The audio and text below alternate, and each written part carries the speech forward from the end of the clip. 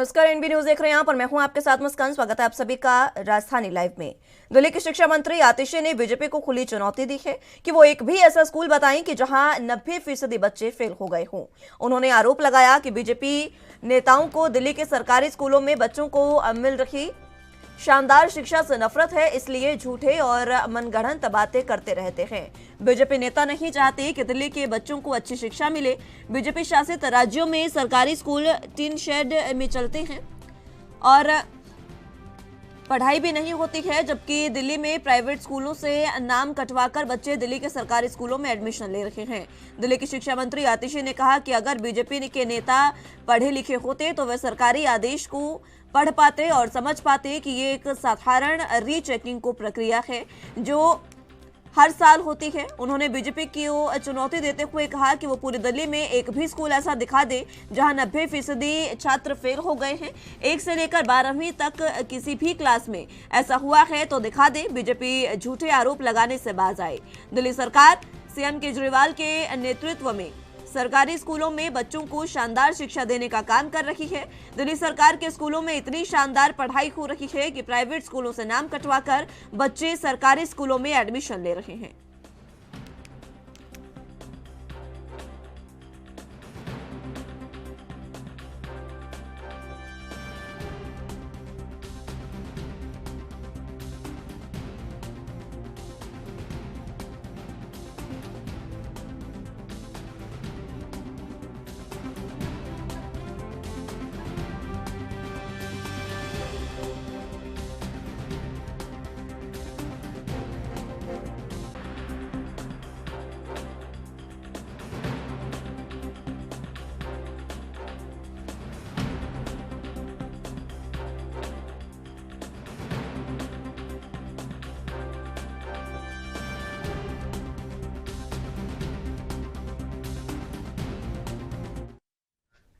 इस खबर पर ज्यादा जानकारी के लिए दिल्ली से संवाददाता राजीव तिवारी हमारे साथ मौजूद हैं। राजीव, जिस तरीके से लगातार आरोप लगाए जा रहे थे, कल मनोज तिवारी ने आरोप लगाया कि दिल्ली में जिस तरीके से जो स्कूल हैं, सरकारी स्कूल हैं, उनके बच्चे जो है वो 90% फेल हो रहे हैं। उसी का आप जवाब दिया है आतिशी ने, जो शिक्षा मंत्री इस समय के हैं, और साफ कहा है कि आप एक भी स्कूल दिखा दीजिए जहां पर ऐसा हुआ हो। देखिए, यहाँ पर बात करें जिस तरीके से रविवार को अरविंद केजरीवाल ने आसाम के अंदर भी जाकर यही कहा था कि आसाम के बच्चों के लिए सुविधाएं नहीं है, यहाँ तक कि स्कूलों को बेहतर नहीं किया गया। दिल्ली सरकार के द्वारा दिल्ली के स्कूलों को बेहतर किया है। उसका जवाब जो था वो भाजपा की तरफ से मनोज तिवारी की तरफ से दिया गया। मनोज तिवारी ने कहा कि अरविंद केजरीवाल जो है वो झूठ बोलने का काम करते हैं और दिल्ली के स्कूलों को बेहतर नहीं किया गया है। ना ही दिल्ली के अंदर कोई भी ऐसा स्कूल है जिसके अंदर बच्चे जो है 90% से ज्यादा फेल होते हुए नजर आते हैं। मगर यहाँ पर जिस तरीके से अब मनोज तिवारी का जवाब जो है आतिशी के द्वारा, यानी शिक्षा मंत्री के द्वारा बिल्कुल दिया गया है। उन्होंने कहा है कि ऐसा दिल्ली के अंदर एक भी स्कूल दिखाएं जिसके अंदर 90% बच्चे जो है वो फेल हुए हो। मगर यहाँ पर जिस तरीके से लगातार जो सालाना परीक्षा होती है उसको लेकर भी सवाल खड़े किए गए कि भाजपा के जो नेता अगर पढ़े लिखे होते तो कहीं ना कहीं जो उनका रिकॉर्ड है उसको चेक कर पाते और लगातार उसको समझ पाते कि वाकई में जो सालाना चेकिंग जो होती है, रीचेकिंग जो होती है, उसकी जो प्रक्रिया है वो किस तरीके से होती है। मगर दिल्ली के स्कूलों को कहीं ना कहीं दिल्ली सरकार जो है वो बार बार बेहतर बताने की कोशिश कर रही है। लगातार कहीं ना कहीं ये कहा जा रहा है कि प्राइवेट स्कूलों से बच्चे अपने नाम हटाकर सरकारी स्कूलों के अंदर कहते हैं एडमिशन ले रहे हैं और लगातार जो सरकारी स्कूलों के अंदर सुविधाएं दी जा रही है या फिर पढ़ाने का जो तरीका हाईटेक किया गया है उससे कहीं ना कहीं बच्चों का भविष्य जो है वो आगे चलकर उज्जवल होता हुआ नजर आ रहा है। मगर केंद्र सरकार के यानी कि भाजपा के द्वारा जितने भी राज्यों के अंदर स्कूल है, चाहे वो किसी भी राज्य के हो, जहां पर भी भाजपा की सरकार है, उनके अंदर आज भी बच्चे जो है वो टीन शेड के अंदर पढ़ते नजर आते हैं और लगातार सरकारी स्कूलों के अंदर सुविधाएं नहीं है। इस तरीके का आरोप जो है वो आतिशी के द्वारा बिल्कुल लगाया गया है। जी, जिस तरीके से आतिशी द्वारा ये आरोप लगाए गए हैं और उन्होंने साफ कहा कि एक भी स्कूल ऐसा दिखा दीजिए, इसी के साथ उन्होंने ये बताया है कि किस तरीके से बच्चे निजी स्कूलों को छोड़कर सरकारी स्कूलों में शिक्षा ले रहे हैं। इस दौरान उन्होंने बीजेपी पर सीधे तंज कसा कि अगर बीजेपी पढ़ी लिखी होती तो शायद ये तमाम चीजें समझ पाती। देखिए बिल्कुल मुस्कान, यहाँ पर बात करें आतिशी की, तो आतिशी ने फिर वही जुमला जो है वो इस्तेमाल किया, यानी कि जो झूठ बोलने का जो प्रक्रिया है, या फिर कहे जो पढ़े लिखे वाली बात जो पहले अरविंद केजरीवाल जी की द्वारा की गई थी कि प्रधानमंत्री कम पढ़े लिखे हैं, और इसी तरीके का आतिशी के द्वारा भी कहीं ना कहीं पलटवार किया गया कि भाजपा के नेता अगर पढ़े लिखे होते तो रीसाइकिल चेकिंग की जो प्रक्रिया है वो कहीं ना कहीं समझ पाते। और दूसरा, यहाँ पर दिल्ली के स्कूलों के अंदर जिस तरीके से कहा जा रहा है कि बेहतर सुविधाएं दी जा रही है बच्चों को, पढ़ाने का तरीका जो है, और यहाँ तक कि जो सरकारी स्कूलों के अंदर बच्चे पढ़कर पास हो रहे हैं, उससे साफ जाहिर है कहीं ना कहीं दिल्ली के सरकारी स्कूलों को बेहतर किया जा रहा है। मगर मनोज तिवारी की तरफ से जिस तरीके से कहा गया था, दिल्ली के अंदर शिक्षा को लेकर कोई भी बड़े बदलाव जो है वो नहीं देखने को मिल रहे हैं, और लगातार कहीं ना कहीं आम आदमी पार्टी झूठ बोल रही है। मगर यहाँ आतिशी की तरफ से बिल्कुल पलटवार किया गया है, और यहाँ तक कि यह भी कहा गया कि भाजपा के नेता अगर पढ़े लिखे होते तो कहीं ना कहीं जो प्रक्रिया है, या फिर कहीं जो कहते हैं पहली से लेकर 12वीं तक की जो प्रक्रिया होती है सालाना, उसको कहीं ना कहीं समझ पाते। मगर यहाँ पर आरोप प्रत्यारोप बिल्कुल देखने को मिल रहा है, और दिल्ली का शिक्षा विकास जो है वो कहीं ना कहीं वाकई में ही कहीं ना कहीं बेहतर होता हुआ नजर आ रहा है, क्योंकि दिल्ली के सरकारी स्कूलों की टीचरों की जो प्रक्रिया है, यानी कि उसको बाहर से फिल्म से कहीं ना कहीं पढ़ाने का जो तरीका है उनको सिखाया जा रहा है, वो बच्चों को पढ़ा रहे हैं। और दिल्ली के सरकारी स्कूलों के अंदर लगातार बच्चों की संख्या जो है वो बढ़ती हुई नजर आ रही है, और पहली से लेकर 12वीं तक की जो परीक्षा है, या फिर कहें जो सालाना परीक्षा होती है, उसके अंदर भी कहीं ना कहीं दिल्ली सरकार के जो के बच्चे हैं वो कहीं ना कहीं अव्वल पहुंचते हुए नजर आ रहे हैं। मगर यहाँ पर जिस तरीके से आरोप प्रत्यारोप है, मगर भाजपा की तरफ से एक और कहीं ना कहीं बड़ा सवाल जो खड़ा किया जा रहा है कि दिल्ली के अंदर स्कूल जो है वो नहीं बनाए गए। मगर आतिशी की तरफ से बिल्कुल कहा गया कि दिल्ली के स्कूलों को बेहतर किया गया है, दिल्ली के अंदर नए नए स्कूल बनाए जा रहे हैं, मगर लगातार कहीं ना कहीं शिक्षा को लेकर आरोप प्रत्यारोप जो है वो लगातार देखने को मिल रहा है। जी हम्म, क्या आतिशी की इन तमाम बातों पर बीजेपी की ओर से कोई प्रतिक्रिया सामने आई है, राजीव? देखिए बिल्कुल सही कहा आपने। यहाँ पर बात करें आतिशी के द्वारा जो कल आरोप लगाए गए हैं, यहाँ तक कि ये कहा गया कि भाजपा के नेता जो है वो कम पढ़े लिखे हैं, माने यानी कि सीधा सीधा वही जो तंज है जो अरविंद केजरीवाल ने कहा था, वही चीज जो है वो आतिशी के द्वारा भी अब कही गई है कि भाजपा के नेता कम पढ़े लिखे हैं। मगर आतिशी का जवाब जो है, यानी कि भाजपा की तरफ से अभी तक आतिशी को लेकर, इस बयान को लेकर कोई भी बड़ा जवाब जो है वो नहीं मिल पाया। मगर आज लगभग 2 बजे के करीब जो है भाजपा की तरफ से दिल्ली प्रदेश की तरफ से प्रेस वार्ता की जाएगी, जिसके अंदर विजेंद्र सचदेवा जो दिल्ली प्रदेश अध्यक्ष है उनकी तरफ से जरूर इसका पलटवार जरूर किया जा सकता है। जी जिस तरीके से यहाँ पर आतिशी द्वारा ये तमाम बातें कही गई है, अब इसको लेकर क्या बीजेपी कोई बड़ा कदम उठा सकती है? क्योंकि कल ही हमने देखा, और ये भी कहना गलत नहीं होगा कि लगातार बीजेपी और आम आदमी पार्टी में वाद विवाद चल रहा है, और ये वाद विवाद खत्म होने का नाम नहीं ले रहा। देखिए मुझको यहाँ पर बात करें जिस तरीके से आरोप प्रत्यारोप किए, तो बिल्कुल दिल्ली के अंदर लगातार देखने को मिल रहा है। भाजपा आम आदमी पार्टी के ऊपर आरोप लगाती है, आम आदमी पार्टी भाजपा के ऊपर आरोप लगाती है। मगर यहाँ पर बात करें धरातल की सच्चाई की, वो वाकई में ही दिल्ली के स्कूलों को बेहतर किया गया, इसमें कोई दोहराई नहीं है। मगर जितना दिल्ली सरकार दावे कर रही है उसमें अभी भी कुछ कमियां हैं, उनको भी दूर करना होगा। दूसरा, यहाँ पर जिस तरीके से पहले दिल्ली सरकार के द्वारा कहा गया था कि दिल्ली के स्कूलों को हाईटेक किया गया है, दिल्ली के नए नए स्कूल बनाए गए हैं, मगर भाजपा की तरफ से तमाम आरोप जो थे वो इस तरीके के लगाए गए थे कि दिल्ली के अंदर एक भी स्कूल नहीं बनाया गया है, सिर्फ पुराने स्कूलों को ही सिर्फ नई बिल्डिंग बनाकर बड़े कर दिए गए हैं। भैया इस तरीके का आरोप जो थे वो लगातार भाजपा की तरफ से भी लगाए गए। मगर आप देखना होगा आतिशी के जवाबों का, सवालों के जवाबों का, यानी कि भाजपा किस तरीके से जवाब देती है। और जिस तरीके से आतिशी ने कहा कि भाजपा के नेता कम पढ़े लिखे हैं, क्या वाकई में ही भाजपा के नेता पढ़े लिखे कम है, या फिर आज जो भाजपा की तरफ से प्रेस वार्ता की जाएगी उसके अंदर आतिशी के इन सवालों का जवाब मिल पाएगा? ये तो 2 बजे के बाद ही स्पष्ट हो पाएगा। जी जिस तरीके से यहाँ पर एक चेकिंग की भी बात कही गई है आतिशी द्वारा कि ये नॉर्मल चेकिंग है जो हर साल होती है, उसके बारे में भी बताएं। देखिए मात्र यहाँ पर नॉर्मल चेकिंग यानी कि रीसेट जो चेकिंग होती है वो हर साल होती है, हर साल प्रक्रिया अपनाई जाती है। उसके अंदर भी कहीं ना कहीं पहले जो बच्चों के टेस्ट होते हैं उसके नंबर जो है कॉपी में जोड़े जाते हैं, उसके बाद में उसका रिकॉर्ड बनाया जाता है, फिर उसको ऑनलाइन डाला जाता है, यानी कि लगातार प्रक्रिया अपनाई जाती है। और वो प्रक्रिया जो है वो ऑनलाइन जब आती है तो कहीं ना कहीं वो सालाना रिकॉर्ड होता है, यानी कि हर साल का जो रिकॉर्ड होता है वो ऑनलाइन होता है। दूसरा, भाजपा के नेताओं ने शायद इसको नहीं समझा, या फिर कहे इसको नहीं पकड़ा कि भाई ऑनलाइन के माध्यम से कितनी पढ़ाई हो रही है, बच्चे किस स्कूल के अंदर ज्यादा फेल हो रहे हैं या फिर किस स्कूल के अंदर कम फेल हो रहे हैं, बच्चों के नंबर किस तरीके से आ रहे हैं। अगर मनोज तिवारी चाहते तो इस तरीके की सर्वे करके तब कहीं ना कहीं आरोप जरूर लगाए जा सकते हैं। मगर इसी का जवाब जो आतिशी की तरफ से दिया गया है कि भाजपा का नेता कम पढ़े लिखे हैं, और अगर समझते तो कहीं ना कहीं पूरा प्रक्रिया को कहीं ना कहीं समझने की कोशिश करते हैं। मगर यहाँ पर जिस तरीके से चेकिंग की जो बात की गई है उसको लेकर कहीं ना कहीं जरूर भाजपा के ऊपर निशाना साधा गया है। जी राजीव, जिस तरीके से ये बात कही गई है कि 90% से ज्यादा बच्चे फेल हुए हैं, उसको लेकर हालांकि बयान दे दिया है, लेकिन क्या बीजेपी के पास कोई पुख्ता सबूत जिनके आधार पर ये आरोप लगाए गए?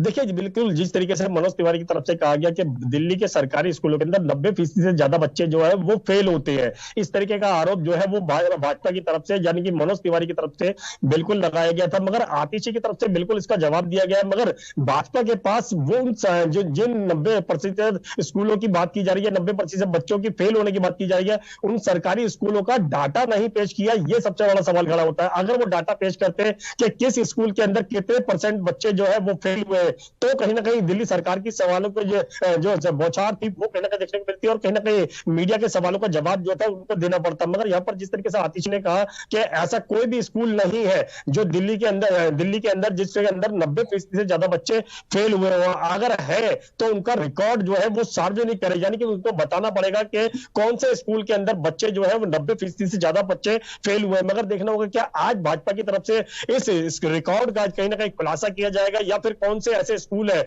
जिनके अंदर 90% बच्चे जो है फेल हुए उसका डाटा पेश किया जाएगा। मगर आज कहीं ना कहीं 2 बजे के बाद ही स्पष्ट हो पाएगा कि आतिशी के सवालों का जवाब जो है वो भाजपा किस तरीके से दे रही है। जी राजीव, ये लंबे समय से देखा जा रहा है कि बीजेपी लगातार आरोप लगा रही है कि दिल्ली के स्कूल बिल्कुल भी नहीं सुधरे हैं। उन्होंने ये कहा कि पुराने स्कूल थे उनके इंफ्रास्ट्रक्चर को लगातार बढ़ा रही है आम आदमी पार्टी, लेकिन कोई नया स्कूल नहीं खोला गया है। ऐसे में अब बच्चों को लेकर ये बात कही गई है, इस पर बच्चों का क्या प्रतिक्रिया है? क्योंकि अगर जमीनी हकीकत को देखें तो किस तरीके से स्कूलों में बदलाव हुआ और बच्चों की पढ़ाई में बदलाव हुआ, इसके बारे में बताएं। देखिए यहाँ पर बात करें 2014 से पहले जो सरकारी स्कूल हुआ करते थे उसके अंदर बच्चे जो थे वो पढ़ना पसंद नहीं करते थे, ना ही उनके जो परिजन थे वो पढ़ाना पसंद करते थे, क्योंकि प्राइवेट स्कूलों की तरफ ज्यादा रुझान था। बेशक प्राइवेट स्कूल जो थे मोटी मोटी फीस वसूल करते थे, मगर कहीं ना कहीं उसके अंदर पढ़ाने का जो तरीका था वो कहीं ना कहीं परिजनों को पसंद आता था। मगर अब जिस तरीके से दिल्ली के अंदर जो स्कूल बनाए गए हैं या फिर कहें जो पुराने स्कूल होते हैं उनको बेहतर किया गया है, टीचरों को पढ़ाने का तरीका बदला गया है, उसके अंदर कहीं ना कहीं अब प्राइवेट स्कूलों से बच्चे जो है वो कहीं ना कहीं सरकारी स्कूलों में आ रहे हैं। और 2014 के बाद में यानी कि जब से आम आदमी पार्टी की सरकार बनी है और लगभग 8 साल हो चुके हैं, 8 साल के अंदर दिल्ली के अंदर सरकारी स्कूलों के अंदर बहुत ज्यादा बदलाव हुआ है, पढ़ाने का तरीका बदला गया है। और यहाँ तक कि सरकारी स्कूलों के अंदर पहले स्मार्ट क्लासेस नहीं होती थी और टीन शेड के अंदर बच्चों को पढ़ाया जाता था, आज ऊंची ऊंची बिल्डिंग बना दी गई है, हाईटेक तरीके से पढ़ाया जा रहा है, लैपटॉप कंप्यूटर का इस्तेमाल किया जा रहा है। लगातार कहीं ना कहीं जो प्रक्रिया है वो उसमें बदलाव हुआ है, बिल्कुल मानते हैं इस चीज को। और लगातार जो बच्चों के पढ़ाने के तरीके के बाद में कहीं ना कहीं जो उनके रिकॉर्ड है वो यानी कि जो पास होने की जो प्रक्रिया है वो लगातार बढ़ती हुई नजर आ रही है। और कहीं ना कहीं बच्चों के परिजन है वो कहीं ना कहीं प्राइवेट स्कूलों के अंदर ना जाकर सरकारी स्कूलों के अंदर जा रहे हैं, ताकि उनकी जो मोटी मोटी फीस जो प्राइवेट स्कूलों में वसूली जाती थी अब वो कहीं ना कहीं उसको बचत होती है और कहीं ना कहीं दिल्ली सरकार के स्कूलों के अंदर ही बच्चे को पढ़ाना पसंद करते हैं। मगर यहाँ पर जिस तरीके से आरोप प्रत्यारोप है उससे तो साफ जाहिर है कहीं ना कहीं ये मामला जो जनिक शिक्षा का जो मामला है वो कहीं ना कहीं कुछ और लंबा समय चल सकता है और इसको लेकर आरोप प्रत्यारोप वो लगातार देखने को मिल सकते हैं। जी ठीक है राजीव, बहुत शुक्रिया आपका हमारे साथ जुड़ने के लिए और तमाम अहम जानकारी हम तक पहुंचाने के लिए।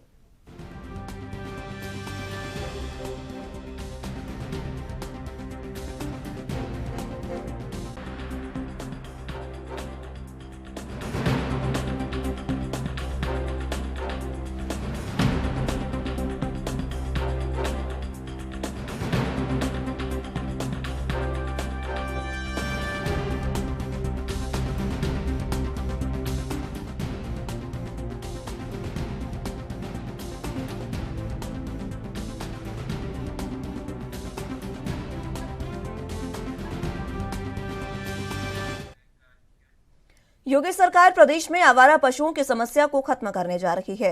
लखनऊ से अहम जानकारी आपको बता रहे हैं। उत्तर प्रदेश ब्यूरोक्रेसी के 75 आईएएस अफसर नोडल अफसर नियुक्त किए गए हैं। नोडल अफसर 5 अप्रैल से 7 अप्रैल तक जिलों में मौजूद रहेंगे।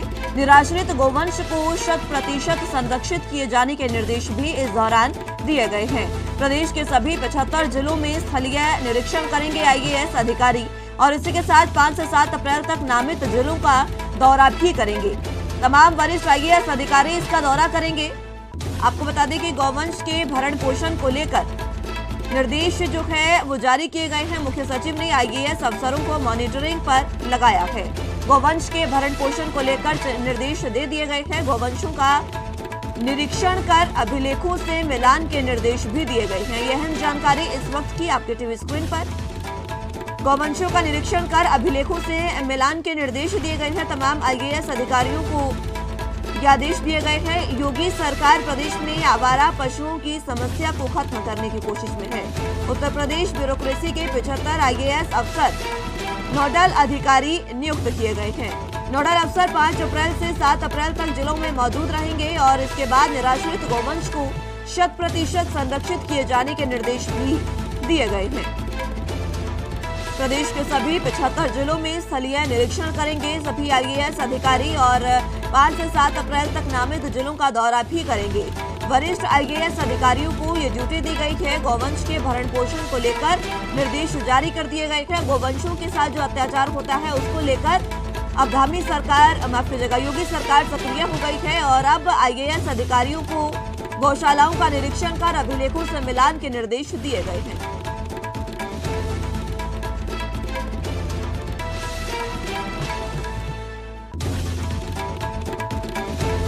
इस खबर पर ज्यादा जानकारी के लिए ऋषभ गुप्ता संवाददाता हमारे साथ मौजूद हैं। ऋषभ, जिस तरीके से नोडल अफसर नियुक्त किए गए हैं आईएएस अधिकारी और उनको अब जिलों में रहने के लिए निर्देश दिए गए हैं, क्या कुछ है जानकारी? उत्तर प्रदेश में 31 मार्च तक छुट्टा पशुओं को संरक्षण के लिए कहा गया था, जिसके लिए मुख्य सचिव ने पहले भी आदेश किए और नोडल अधिकारियों को तैनात किया था।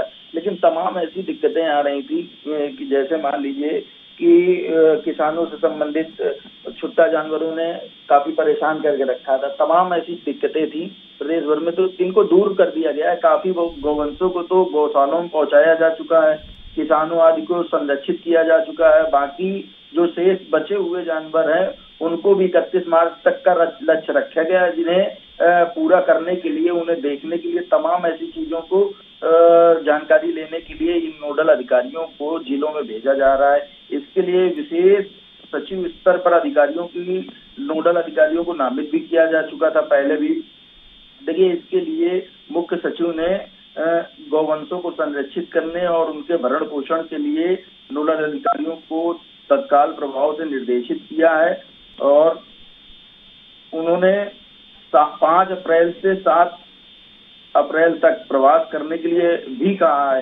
देखिए, इसकी पूरी जो सूचना है पशुधन विभाग के अनुभाग 2 पर उपलब्ध भी कराई जाएगी। इसके लिए मुख्य सचिव ने निर्देश भी दिए हैं। गौशालाओं के निरीक्षण और गौवंश की वास्तविक संख्या एवं सदुपयोगी गौवंशों के अभिलेखों का सत्यापन और मिलान करने के लिए भी कहा है। इसके लिए इन्होंने सारी व्यवस्था, मुख्य सचिव के निर्देश पर सारी व्यवस्था की गई है। जी ऋषभ, जिस तरीके से ब्यूरोक्रेसी ने 75 आईएएस अफसरों को नोडल अफसर नियुक्त किया है, इनको 5 अप्रैल से यानी आज से जिलों में मौजूद रहने के निर्देश दिए गए हैं। कौन कौन से अधिकारी जो है वो तमाम नामित जिलों में मौजूद हैं, पहुंच गए हैं और किस तरीके से यहाँ पर तमाम कार्य किया जा रहा है? देखिए, आपको बताते चले कि आगरा में सुरेश राम जो अपर आयुक्त सहारनपुर मंडल हैं उन्हें नियुक्त किया गया है। मैनपुरी में देवपति मिश्रा विशेष सचिव है माध्यमिक शिक्षा विभाग के, उन्हें नियुक्त किया गया है। ऐसे देखा जाए तो फतेहपुर के आनंद कुमार सिंह को नियुक्त किया, जो विशेष सचिव अल्पसंख्यक कल्याण बोर्ड के। तो इस तरीके से तमाम अफसर ऐसे हैं जिनको नियुक्त किया गया है, जिससे गौवंशों को का भरण पोषण, इसके अलावा जो क्षेत्र में, जिलों में जो परेशानियां हो रही किसानों को, तमाम ऐसी चीजें हैं कि जिससे छुट्टा जानवरों से किसान बहुत परेशान था, जिसको लेकर इस तरह के कदम उठाए गए और मुख्य सचिव द्वारा निर्देशित किया गया कहीं किसी प्रकार की कोई समस्या न हो और इन सब तमाम चीजों का जो डेटाबेस है वो कहीं ना कहीं कलेक्ट करके जो है पशुधन विभाग अनुभाग 2 और ईमेल के माध्यम से gdgoshal.up@gmail.com पर भी उपलब्ध कराने के लिए मुख्य सचिव ने निर्देश दिए हैं। जी, जिस तरीके से गौवंशों के भरण पोषण के निर्देश दिए गए हैं, तमाम वो गौवंश जो सड़कों पर घूमते हैं, आवारा हैं, उनको किस तरीके से गौशालाओं में पहुंचाया जा रहा है, तमाम कार्य किस तरीके से हो रहा है? देखिए, तमाम ऐसे गौवंश हैं जो फसलों स्कूलों को नुकसान पहुंचाते हैं या रोड में ऐसी वारदातें हो जाती हैं गोवंशों से कि जिससे लोगों की मौत भी हो जाती है, एक्सीडेंट दुर्घटनाएं भी हो जाती हैं। तो ऐसे तमाम चीजों को लेकर कई विभाग, जिले के कई विभाग एक्टिव कर दिए गए हैं। चाहे बात करें नगर विकास विभाग की, तो नगर निगम है और जिला प्रशासन है, तो तमाम टीम बनाकर जो है इन गौवंशों को संरक्षित करने का काम किया जा रहा है। जी ठीक है ऋषभ, बहुत शुक्रिया आपका हमारे साथ जुड़ने के लिए और तमाम अहम जानकारी हम तक पहुंचाने के लिए।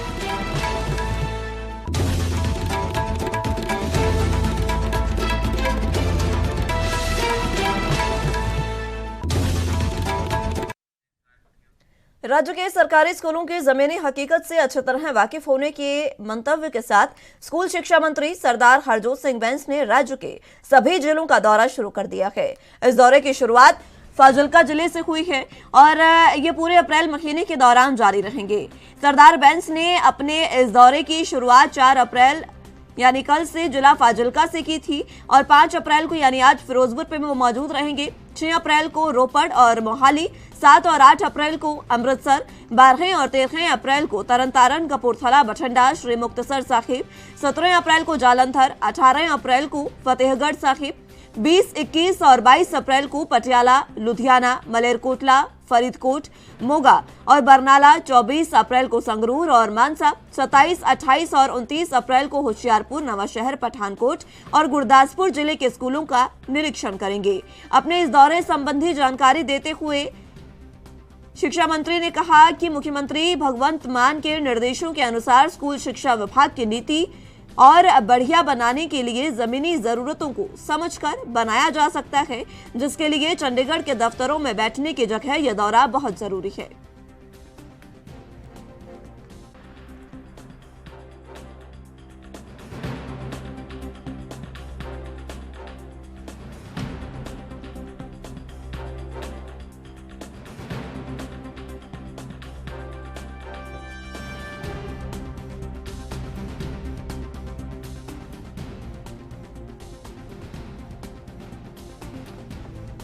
तो आपको बता दें कि पंजाब के शिक्षा मंत्री हरजोत सिंह बैंस अप्रैल महीने में तमाम राज्यों के तमाम जिलों के दौरे पर रहने वाले हैं और अलग अलग जिलों के दौरे कर सरकारी स्कूलों की ज़मीनी हकीकत को वो तलाशेंगे, स्कूलों का निरीक्षण करेंगे और सरकारी स्कूलों में किस तरीके के सलिए हालात हैं उनको जानने की कोशिश करेंगे और आगे इस पर रणनीति बनाई जाएगी। इस खबर पर ज्यादा जानकारी के लिए चंडीगढ़ से संवाददाता संदीप सिंह हमारे साथ मौजूद हैं। संदीप, जिस तरीके से तमाम जिलों का दौरा करने जा रहे हैं हरजोत सिंह बैंस, कल से इसकी शुरुआत हुई, आज फाजिल्का में मौजूद रहने वाले हैं, किस तरीके का यह दौरा और किस तरीके से शिक्षा नीति में ये अहम है? बिल्कुल, लगातार देखा जाए तो पंजाब सरकार जो है शिक्षा को लेकर आगे बढ़ाने की बात कर रही थी और जब इलेक्शन हो रही उससे पहले भी कहीं ना कहीं शिक्षा को जो है ऊंचा उठाने की बात जो है सामने आ रही थी। उसी के तहत स्कूल ऑफ एजुकेशन वगैरह और लगातार जो देखा जाए शिक्षा मंत्री हरजोत सिंह बैंस जो है वो हर एक जिले में जो है दौरा करते हुए नजर आएंगे, स्कूलों का जो है जायजा लेते हुए नजर आएंगे, स्कूल जो है वो कैसे है और कहाँ से जो है अगर उसको सुधार करने की जरूरत है तो कैसे सुधार जो है वहाँ पर किया जाएगा। और फाजिल्का से जो है शुरुआत हुई है, सरहदी एरिया से शुरुआत की है, क्योंकि सरहदी एरिया में ही जो है टीचर्स जो है वो कम जाना पसंद करते हैं क्योंकि बच्चे जो है वहाँ पर कम होते हैं और कहीं ना कहीं डर का माहौल जो है सरहदी एरिया में जो बना रहता है, जिसके चलते आज जो है फाजिल्का से जो दौरा शुरू किया जाएगा, भी से कहीं न कहीं लगातार जो है शिक्षा मंत्री ये ऐसे दौरे करते हुए नजर आएंगे। 4 अप्रैल को जैसे शुरू ये हुआ था, उसके बाद 5 अप्रैल फिरोजपुर का दौरा जो है लिखा गया है और कल जो है 6 अप्रैल रोपड़, 6 और 7 अप्रैल 6 रोपड़ और मोहाली के जो सरकारी स्कूल है उन पर जो है जरूर ये नजर आएंगे और 7 और 8 को अमृतसर के दौरे करते हुए नजर आएंगे और 12 और 13 को तरनतारन, कपूरथला, बठिंडा, मुक्तसर साहिब ये जो है हरजोत सिंह बैंस स्कूल जो है नजर आएंगे स्कूलों में। और 17 की बात करते जलंधर में, ऐसे ही तमाम 29 तारीख तक जो है हरजोत बैंस शिक्षा मंत्री पंजाब जो है दौरे करते हुए नजर आएंगे और लगातार स्कूलों का जायजा लेते हुए नजर आएंगे। जी संदीप, जिस तरीके से शिक्षा मंत्री दौरा करने जा रहे हैं, तमाम जिलों का दौरा वो करेंगे और शिक्षा विभाग की नीति को बढ़िया बनाने के लिए जमीनी हकीकत को समझा जाएगा। कल की अगर बात करें, जिस तरीके से कल की शुरुआत हरजोत सिंह बैंस ने की है फाजिल्का से, और ये जो दौरा उनका फाजिल्का का रहा, किस तरीके की स्थिति यहाँ पर स्कूलों में देखने को मिली?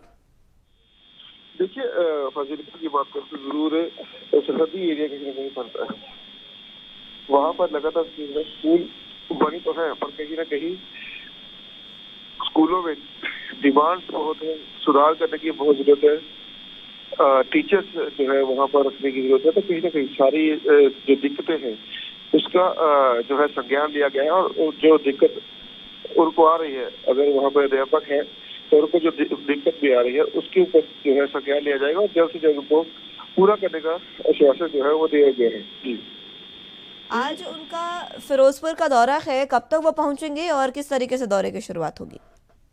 देखिए, हरजोत सिंह बैंस जो है वो फाजिल्का जो है कल दौरा करके आए हैं और फिरोजपुर जो है आज जाते हुए नजर आएंगे, और तकरीबन जो है 11-12 बजे तक जो है करीब जो है वहाँ पर पहुंचते हुए नजर आएंगे और स्कूल का दौरा करते हुए जरूर नजर आएंगे। जी, पंजाब सरकार लगातार पंजाब के स्कूलों को बेहतर बनाने की कवायद में है, कोशिश लगातार कर रही है और इसको लेकर अलग अलग तरीके से रणनीति बनाई जा रही है। ये जो अब दौरा किया जा रहा है, किस तरीके से कारगर साबित हो सकता है?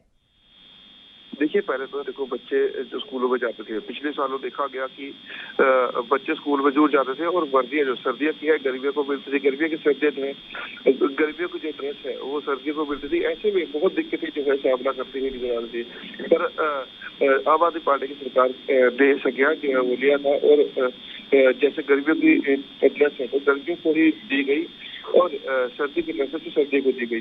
तो कहीं ना कहीं एडमिशनों को भी देखा जाएगा, स्कूल की प्राथमिकता जो ढांचे हैं उनको देखा जाएगा, किताबें जो है देखी जाएगी, नए जो दाखिले हैं उनको देखा जाएगा। तो देखना मद्देनजर के कहीं ना कहीं ये सारा जो उनका घूमना है, स्कूलों में जाना है, कहीं ना कहीं वो सब देखने लायक होगा। जी, ठीक है, बहुत शुक्रिया आपका हमारे साथ जुड़ने के लिए और तमाम अहम जानकारी हम तक पहुंचाने के लिए।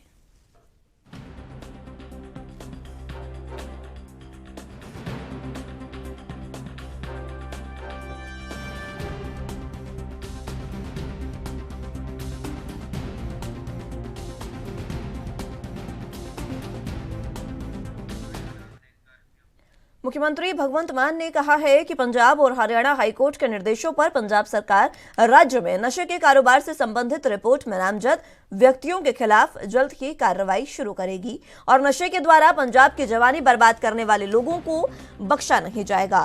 मुख्यमंत्री ने कहा कि पिछली अकाली बीजेपी और कांग्रेस सरकारों के दौरान फैले नशे के कारोबार ने राज्य की आने वाली पीढ़ियों को बर्बाद कर दिया है। उन्होंने कहा कि इन दिनों दोनों पार्टियों के रसूखदार नेताओं ने अफसरशाही और नशा तस्करों की मिलीभगत के साथ इस गैर कानूनी धंधे को संरक्षण दिया, जिससे गैर कानूनी ढंग के साथ पैसा इकट्ठा किया जा सके। भगवंत मान ने कहा कि इस घृणित अपराध के दोषियों को किसी भी कीमत पर बख्शा नहीं जाएगा और उनको सलाखों के पीछे डाला जाएगा। मुख्यमंत्री ने कहा कि इस मुद्दे की जांच रिपोर्ट लंबे समय से लटक रही थी, क्योंकि पिछली सरकारों में से कोई भी पंजाब के भविष्य को तबाह करने वाली ताकत है, उसके विरुद्ध खिलाफी कार्रवाई करने के लिए सच्चे दिल से गंभीर नहीं था।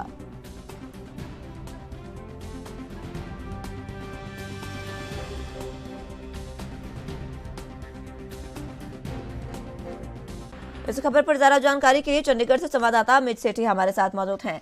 अमित, जिस तरीके से पंजाब के सीएम भगवंत मान ने कहा है कि जितने भी नामजद व्यक्ति हैं नशा तस्करों के रिपोर्ट में उनके खिलाफ कार्रवाई की जाएगी। जी बिल्कुल, कल जो है पंजाब के सीएम भगवंत मान ने जो है दिशा निर्देश जो है जारी कर दिए गए हैं। नशे तस्कर जो पिछले लंबे अरसे से जो कार्य कर रहे थे उन पर जो है अब नकेल जो है पंजाब सरकार कसने जा रही है और इस पे जो है पूरा जो खाचा है वो तैयार कर लिया गया है और आगे की जो रणनीति है वो भी बना ली गई है। हालांकि पंजाब के जो मंत्री हैं उन्होंने जो है इस पूरे मामले पर स्पष्ट कर दिया है कि अब जिन भी राज्यों में जो है नशा जिस तरह से पिछले लंबे अरसे से जो जिस तरह से बिक रहा था, पहले की सरकारों पर भी जो है निशाने तक उठाए गए, तो अब जो है उन पर नकेल कसी जाएगी। जी किस तरीके की नकेल कसी जाएगी, क्या कुछ कार्रवाई उन पर हो सकती है? जी बिल्कुल, उनके खिलाफ जो है मामले दर्ज जो है वो किए जाएंगे। जो जितने भी नशा तस्कर हैं उन्हें जो है अब जेल के पीछे जो है भेजा जाएगा। क्या कार्रवाई कर सकती है भगवंत मान की सरकार, क्योंकि भगवंत मान ने साफ कह दिया है कि जल्द ही कार्रवाई की जाएगी और सख्त से सख्त कार्रवाई की जाएगी। जी बिल्कुल, मैंने जैसा आपको बताया कि इसमें अब जो नशा तस्कर थे उनके खिलाफ जो है मामले दर्ज किए जाएंगे। जगह जगह जो छापेमारी का जो दौर है वो चलेगा। पुलिस को भी जो है दिशा निर्देश दे दिए गए हैं कि इस दौरान उन्होंने बीजेपी और अकाली दल की सरकार पर भी निशाना साधा, कांग्रेस पर भी निशाना साधा, उसको लेकर जानकारी क्या? जी बिल्कुल, उन्होंने साफ तौर पे कहा है कि जो पहले की सरकारें थी कि उसमें जो है काफी नशा जो था भारी मात्रा में जो बिकता था उस पर भी जो है नकेल जो है अब कसी जाएगी। पहले की सरकारों ने अगर कुछ काम किया होता नशे को लेकर तो आज जो है नशा जो है पंजाब में इतनी बड़ी शिद्दत। रिपोर्ट में जो नामजद व्यक्ति हैं, क्या उनके बारे में कोई जानकारी? जी बिल्कुल, अभी इस पे कहना वाजिब नहीं होगा। लिस्ट तो जारी कर दी गई है, किन किन लोगों के जो है नाम जो है सामने आते हैं आने वाले समय में। बहुत शुक्रिया आपका हमारे साथ जुड़ने के लिए और तमाम अहम जानकारी हम तक पहुंचाने के लिए।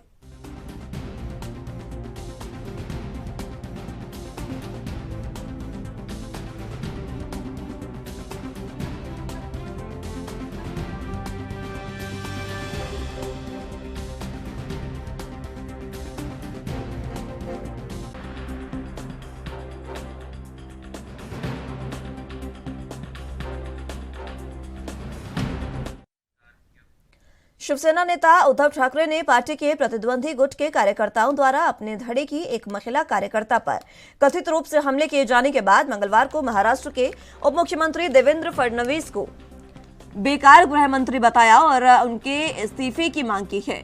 फडणवीस ने उन पर पलटवार करते हुए कहा कि ठाकरे कमजोर मुख्यमंत्री थे जिन्होंने सत्ता की खातिर अपनी विचारधारा की बलि दे दी। उन्होंने कहा कि उन्हें अहमियत दिए जाने की जरूरत नहीं है। ठाकरे ने उनकी पत्नी रश्मि और बेटे आदित्य ठाकरे ने ठाणे में एक अस्पताल में घायल महिला से भेंट भी की। ठाणे में ठाकरे के प्रतिद्वंदी एकनाथ शिंदे का गढ़ है, जिन्होंने पिछले साल जून में महाविकास अखाड़े को गिरा दिया था और बीजेपी के साथ हाथ मिलाकर मुख्यमंत्री बन गए थे। ठाकरे ने संवाददाताओं से कहा कि महिला कार्यकर्ता गुहार लगाती रही कि उसका गर्भधारण संबंधी उपचार चल रहा है, उसके बाद भी उसके पेट पर लात घुस्से मारे गए।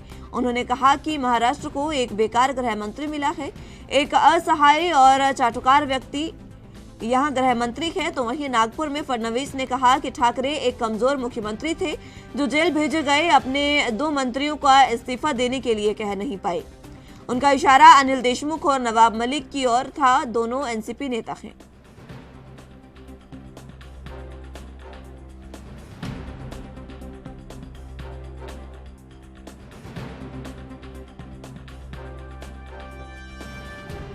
भाषा उन्होंने इस्तेमाल किया, उन्होंने जो भाषा का इस्तेमाल किया है उससे नीचे की भाषा मुझे आती है, लेकिन मैं उसका इस्तेमाल नहीं करूंगा। उद्धव ठाकरे फ्रस्ट्रेशन में है। 2.5 साल वो मुख्यमंत्री रहे, घर से बाहर नहीं निकले, घर से कार्य किया, जनता में कभी गए नहीं, इसलिए उनके बारे में जनता जानती है। और एक ऐसे कमजोर मुख्यमंत्री जिनके 2 मंत्री जेल में जाने के बावजूद उनका इस्तीफा नहीं ले पाए क्योंकि कुर्सी जाने का डर था।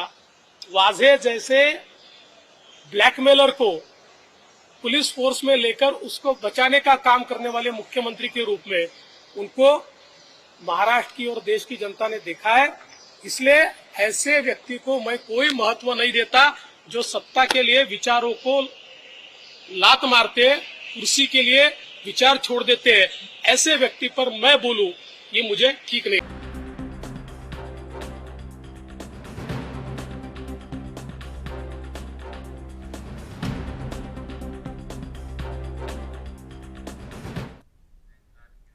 इस खबर पर ज्यादा जानकारी के लिए मुंबई से संवाददाता सत्यप्रकाश सोनी हमारे साथ मौजूद हैं।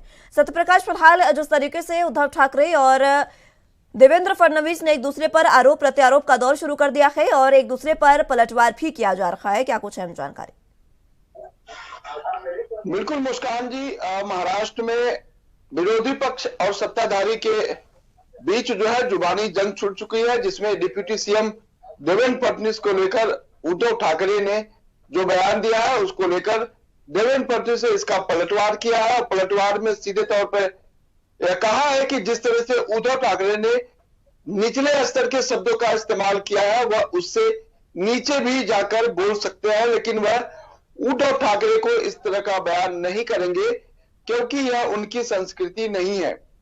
इस बीच उन्होंने यह भी कहा कि उद्धव ठाकरे ने जिस तरह से उन्हें नीचे स्तर के शब्दों का इस्तेमाल किया है उस पर वह बचना चाहते हैं, इसका प्रत्युत्तर नहीं देना चाहते। लेकिन उन्होंने यह जरूर कर दिया कि उद्धव ठाकरे पिछले 2.5 साल मुख्यमंत्री रहे, उनके मुख्यमंत्री बने रहते हुए उनके 2 मंत्रियों को जेल भेज दिया गया और उद्धव ठाकरे ने उन दोनों मंत्रियों से इस्तीफे की मांग भी नहीं कर पाए।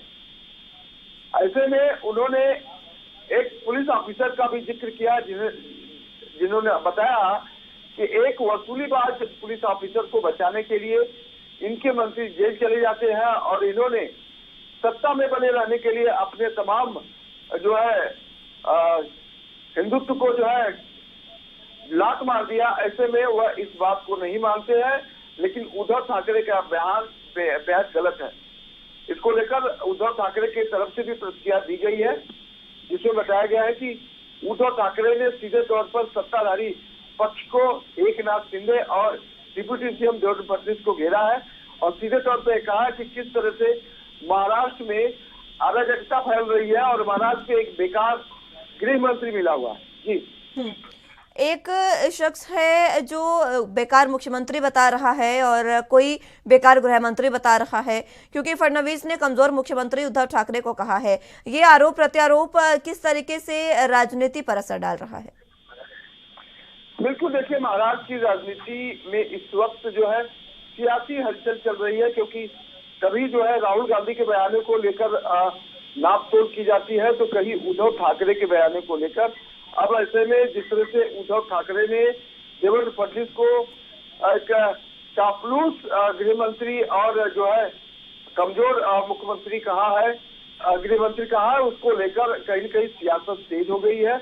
अब देखा जा रहा है कि उद्धव ठाकरे ने जिस तरह से एक महिला के ऊपर हुई हमले को लेकर इस तरह का बयान दिया है, उसमें उन्होंने कहा है कि एक महिला जो है जो गर्भधारण के लिए दवा उसका चल रहा था, इस दौरान शिवसेना और भारतीय जनता पार्टी के कार्यकर्ताओं ने उसे लात घूंसों से मारा है।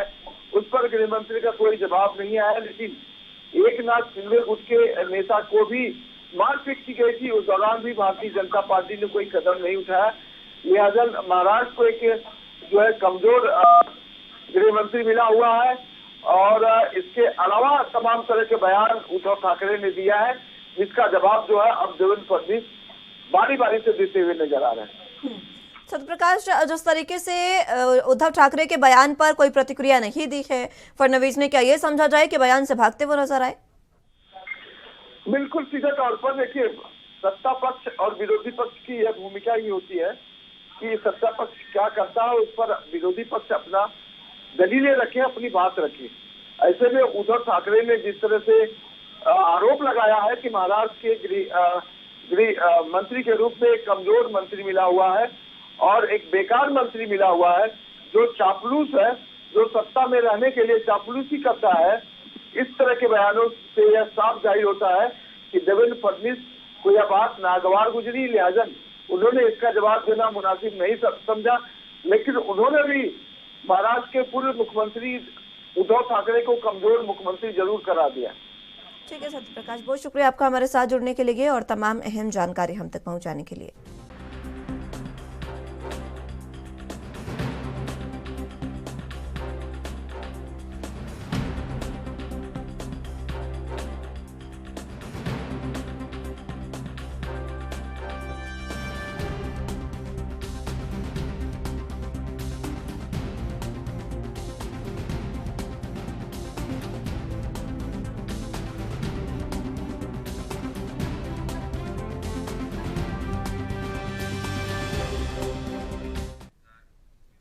हिमाचल के मुख्यमंत्री सुखविंदर सिंह सुक्खू की अध्यक्षता में मंगलवार देर शाम कैबिनेट मीटिंग संपन्न हुई।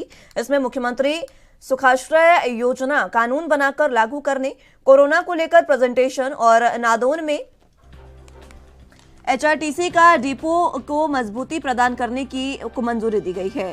सुक्खू कैबिनेट ने हिमाचल प्रदेश सुखाश्रय बिल को विधानसभा के इसी कैबिनेट सत्र में लाने को मंजूरी प्रदान की है। कैबिनेट में चर्चा के बाद मुख्यमंत्री सुखाश्रय योजना को एक्ट बनाकर लागू करने का निर्णय लिया गया है। अनाथ बच्चों की मदद के मकसद से ही मुख्यमंत्री सुखाश्रय सहायता कोष भी स्थापित किया जा चुका है। इसमें सभी विधायकों ने 1-1 लाख रुपए का दान दिया है।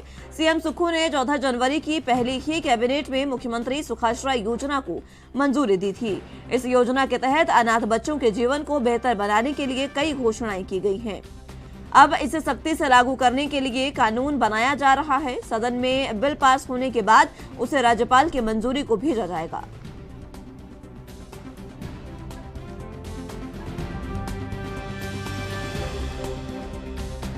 जानकारी के लिए हिमाचल प्रदेश से ब्यूरो चीफ टीना ठाकुर हमारे साथ मौजूद हैं। टीना जी, कल जिस तरीके से कैबिनेट की अहम बैठक हुई और इस अहम बैठक में कई फैसले लिए गए, चाहे फिर उसमें सुखाश्रय योजना हो या फिर नया बस अड्डा, किस तरीके की जानकारी? जी बिल्कुल, हिमाचल प्रदेश कैबिनेट की एक अहम बैठक कल हुई और उसमें जो अनाथ बच्चे हैं उनको चिल्ड्रन ऑफ द स्टेट वो कहलाएंगे, ऐसा निर्णय पहले से है। और लेकिन यहाँ पे जो है इस बारे में जो है पुख्ता वो कैबिनेट में अपना निर्णय दिया और राज्य विधानसभा में इस बारे में सुखाश्रय विधेयक 2023 पेश किया जाएगा और सदन में इसे पारित करने का प्रस्ताव लाया जाएगा। और कैबिनेट ने ये भी निर्णय लिया है कि सुखाश्रय विधेयक में अनाथ बच्चों से संबंधित सीएम की अब तक की सभी घोषणाएं शामिल रहेंगी। अनाथ बच्चों की प्राइमरी से लेकर उच्च शिक्षा, आश्रमों में देखरेख, उनके विवाह के लिए 2 लाख रुपए, पॉकेट मनी और उन घूमने फिरने का खर्च, त्योहारों में वित्तीय मदद, मकान के लिए जमीन देने का प्रावधान इस कानून में शामिल होगा। और सुखाश्रय कोष का अभी तक जो है 101 करोड़ रुपया जमा हुआ है, उसकी जो है एफडी बनाने का निर्णय लिया गया और उसका जो ब्याज आएगा वो इन बच्चों पे खर्च किया जाएगा। और ये जो सुखाश्रय कोष बनाया गया है इसके लिए भी मुख्यमंत्री बार बार अपील लोगों से कर रहे हैं कि इसमें जो है अधिक से अधिक वो अपना जो है दान वो कर सकते हैं। इसके अलावा जो फैसले लिए गए उनमें जो है प्रदेश के जो गौ सदन है वहाँ गौवंशों को मंदिरों से जोड़े जाने का भी एक अहम फैसला लिया गया है। और इसके अलावा नादौन जो मुख्यमंत्री का खुद का गृह चुनाव क्षेत्र है वहाँ पे जो है एचआरटीसी डिपो खोलने का भी निर्णय कर लिया गया है, क्योंकि बीते सप्ताह कैबिनेट बैठक में जो मुख्यमंत्री का गृह जिला है हमीरपुर, वहाँ पे एचआरटीसी के अपीलीय ट्रिब्यूनल और चिकित्सा सेवाएं निगम खोलने को मंजूरी दी गई थी। इसके अलावा जो है बिजली प्रोजेक्टों पर जो सेस लगाने का जो नियम है उस पर चर्चा के बाद जो है प्रदेश के जो ये प्रोजेक्ट है, जो बिजली प्रोजेक्ट है उन पर भी जो है ये सेस लगाने का निर्णय इसमें लिया गया है। और जो गौवंश है, जो मतलब जो जिस तरह लोग अब सड़कों पर छोड़ देते हैं उनको जो मंदिर है मंदिरों से जोड़ने का निर्णय लिया गया है, क्योंकि अभी तक जो गौवंश है उनके लिए कोई पुख्ता यहाँ पे कोई इस तरह की जो पॉलिसी है या पुख्ता कोई योजना है वो नहीं बनाई गई थी। लेकिन अभी इस सरकार ने निर्णय लिया है कि जो गौवंश है जिनको सड़कों पे छोड़ दिया जाता है, मंदिरों से जो होने वाली आय है उसका कुछ हिस्सा गौवंश के चारे इसके लिए भी खर्च किया जाएगा। और मंदिरों से अपील की जाएगी जो प्रदेश के बड़े मंदिर है कि अगर संभव हो तो अपने आसपास जो है गौ सदन वो खोलें और उनका जो पूरा रख रखाव है वही मंदिर जो है वो खुद करें। जी टीना जी, जिस तरीके से सुखाश्रय योजना की अगर बात करें तो इस योजना में अनाथ बच्चों की मदद का मकसद छुपा है। किस तरीके से बच्चों की मदद होगी, इसमें प्रावधान क्या क्या होंगे? जी बिल्कुल, मुख्यमंत्री सुखविंदर सिंह सुक्खू ने अपनी पहली कैबिनेट में ही जो सुखाश्रय योजना उसको मंजूरी दी थी। और इस जो योजना है उसमें बच्चों जो अनाथ बच्चे हैं उनकी जो प्राइमरी से लेकर हायर एजुकेशन है, अगर उन्हें प्रोफेशनल कोई एजुकेशन लेनी है उसका तमाम जो खर्चा है वो सरकार वहन करेगी। उसके अलावा आश्रम में उनकी देखरेख है और उनके विवाह को जो है 2 लाख रुपए, इसके अलावा पॉकेट मनी और साल में जो वो एक बार घूमने फिरने का जो खर्चा है, फेस्टिवल्स पे जो वित्तीय मदद है, और जो जिनके पास मकान और वो जमीन नहीं है उनको मकान और जमीन का प्रावधान इस एक्ट में किया जा रहा है। उसके अलावा जो बच्चे हैं उनको पॉकेट मनी भी दी जाएगी। ये अपने तरह का ये पहला फैसला है, किसी भी सरकार ने अभी तक ऐसा फैसला नहीं किया था। तो ये जो फैसला है जो सुखाश्रय योजना जो मुख्यमंत्री लेकर आए हैं वो काफी जो अहम है, वो ऐसे बच्चों के लिए जो अनाथाश्रम में रह रहे हैं, इसके अलावा जो बुजुर्ग है और जिनके पास अपना रहने का कोई प्रावधान नहीं है उनके लिए जो है ये योजना में काफी अच्छे जो है वो प्रावधान किए गए हैं। जी ठीक है टीना जी, बहुत शुक्रिया आपका हमारे साथ जुड़ने के लिए और तमाम अहम जानकारी हम तक पहुंचाने के लिए।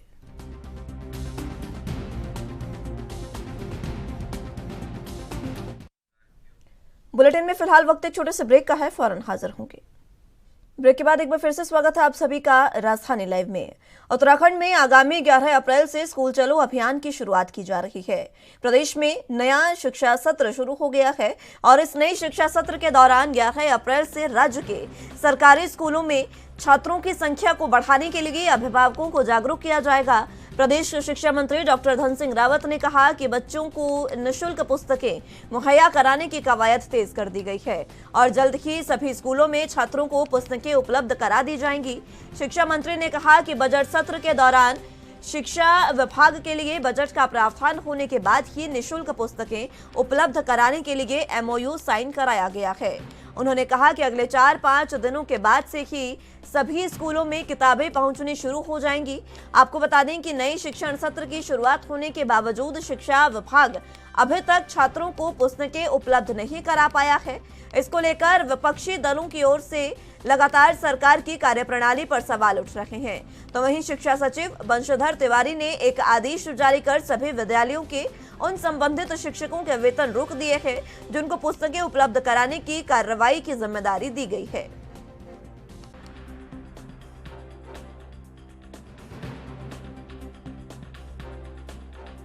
कब तक सारे स्कूलों में बढ़ जाएंगी?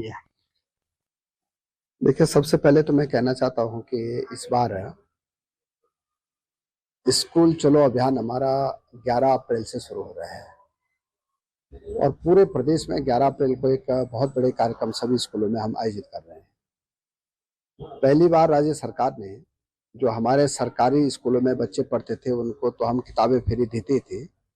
इस बार जितने एडिट स्कूल हैं उनके भी लगभग 4 लाख से ज़्यादा बच्चों को इस बार किताबें हम फ्री दे रहे हैं और किताब देने का अभियान भी हम उसका टेंडर हो गया है, MOU हो गए हैं और बहुत जल्दी जो है स्कूलों में किताबें पहुंच जाएंगी और बच्चों को सभी स्कूलों में निःशुल्क किताबें इस बार दी जाएंगी। इस बार चूंकि 4 लाख बच्चों को अतिरिक्त किताबें देने थे, इसलिए जैसे बजट सत्र से बजट पास हुआ है वैसे हम लोगों ने उसका MOU कर लिया है और अब स्कूलों में 4-5 दिन से किताबें मिलना शुरू हो जाएंगी और पहली प्रदेश सरकार है यहाँ उत्तराखंड की जो कि एडिट स्कूलों को भी निःशुल्क किताबें देने का हमने निर्णय किया है।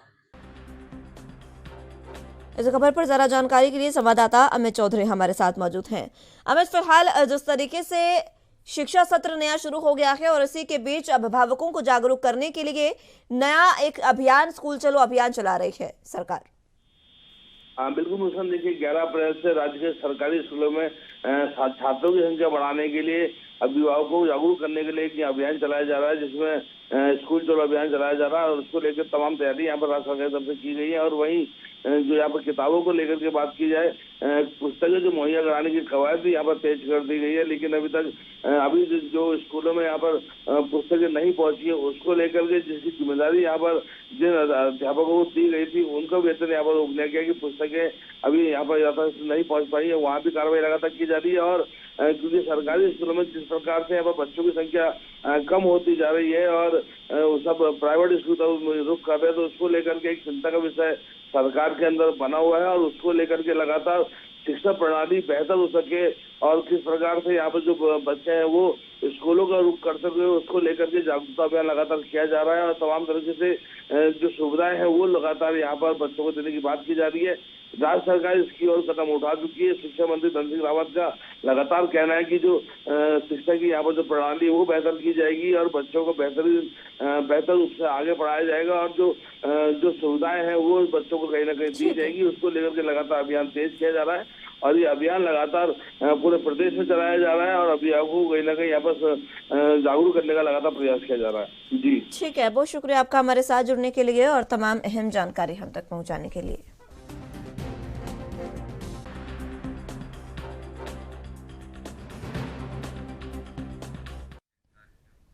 जनता कांग्रेस छत्तीसगढ़ जोगी के कार्यकर्ता मंगलवार को CM हाउस का घेराव करने के लिए निकले थे। इससे पहले ही पुलिस ने उन्हें कबीर चौक पर बैरिकेड्स लगाकर रोक लिया था। इस दौरान पुलिस और जेसीसीजे कार्यकर्ताओं के बीच जमकर झड़प भी हुई। प्रदर्शनकारियों ने सरकार के खिलाफ जमकर नारेबाजी की। बैरियर तोड़कर आगे बढ़ रहे कार्यकर्ताओं और पुलिस के बीच टकराव की स्थिति देखने को मिली। पार्टी के नेताओं ने बताया कि भूपेश सरकार ने रोजगार देने का वादा किया था, पर उल्टे लोगों के रोजगार छीन रखे हैं, इसलिए सरकार को आईना दिखाने के लिए प्रदर्शन किया गया। छत्तीसगढ़ में जूट मिल बंद हो गया है। अनियमित कर्मचारियों के नियमितीकरण करने का सरकार ने वादा किया था, पर यह वादा आज तक पूरा नहीं किया गया है। बेरोजगारी भत्ते की शर्तों को कठिन कर दिया गया है, इससे सरल करना चाहिए। प्रदेश के बुजुर्गों को 1500 सामाजिक सुरक्षा पेंशन दिया जाना चाहिए। कांग्रेस ने सभी वर्गों को छलने का काम किया है। भनपुरी स्थित छत्तीसगढ़ इंडस्ट्रीज जूट मिल को अचानक बंद कर दिया गया, तो वहीं लगभग 1400 मजदूरों का बकाया वेतन और भत्ता भी नहीं दिया गया। एक तरफ गरीब मजदूरों की नौकरी चली गई और वेतन नहीं मिलने से उनके परिवार चलाना महंगा हो गया है, तो दूसरी ओर छत्तीसगढ़िया मजदूरों का जीना दूभर हो गया है।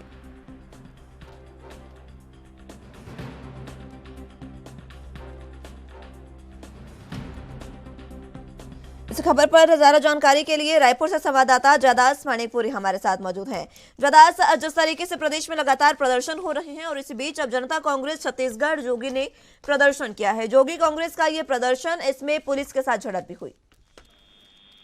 जी देखिए, छत्तीसगढ़ में जो है अब तीसरे मोर्चे की जो बात अगर कही जा रही है तो वो छत्तीसगढ़ जनता कांग्रेस जोगी है। और इस पर जो है छत्तीसगढ़ में जो अभी भी इस पर कल जो है मुख्यमंत्री आवास जो है इन लोग घेरने निकले हुए थे। इसमें बता दूं कि छत्तीसगढ़ में जूट मिल बंद किए जाने, अनियमित कर्मचारियों के नियमितीकरण और बेरोजगारी भत्ते की शर्तें सरल करने समेत कई मांगों को लेकर जोगी कांग्रेस के कार्यकर्ता सीएम हाउस जो है घेरने निकले थे। सागौन बंगले से में तमाम कार्यकर्ता इकट्ठे हुए, फिर एक साथ सीएम हाउस घेरने निकले, लेकिन पुलिस ने उन्हें कबीर चौक में ही रोक लिया। इस दौरान पुलिस और प्रदर्शनकारियों के बीच जमकर झड़प भी हुई। वहीं जोगी कांग्रेस के नेताओं ने बताया कि सरकार ने रोजगार देने का वादा किया था और यहाँ लोगों से रोजगार छीनने जा रहे हैं, इसलिए जोगी कांग्रेस कार्यकर्ता सरकार को आईना दिखाने के लिए यह प्रदर्शन कर रही है। साथ ही आपको बता दूं कि अनियमित कर्मचारियों का नियमितीकरण का वादा सरकार ने किया था, लेकिन ये वादा भी सरकार ने पूरा नहीं किया। इस तरीके के जो आरोप है वो जोगी कांग्रेसी के नेताओं ने लगाए हैं सरकार के ऊपर। वहीं उन्होंने यह भी कहा कि बुजुर्गों को 1500 रुपए सामाजिक सुरक्षा पेंशनरी की मांग कर रहे हैं। उन्होंने कहा कि कांग्रेस ने सभी वर्गों को छलने का प्रयास किया है। इन मांगों को लेकर नाराज प्रदर्शनकारियों ने जमकर नारेबाजी की और बैरियर तोड़कर आगे बढ़ने की कोशिश कर रहे हैं। कार्यकर्ताओं और पुलिस के बीच टकराव की स्थिति भी देखने मिली। अब देखा जाएगा कि इस पर जो है किस तरीके से सरकार की टिप्पणी आती है, और यह भी कहा जा सकता है कि आगे जो है जोगी कांग्रेस ऐसे जन समस्याओं को, मुद्दों को लेकर जो है सरकार को घेरने की कोशिश करेंगे। जी ठीक है जयदास, बहुत शुक्रिया आपका हमारे साथ जुड़ने के लिए और तमाम अहम जानकारी हम तक पहुंचाने के लिए।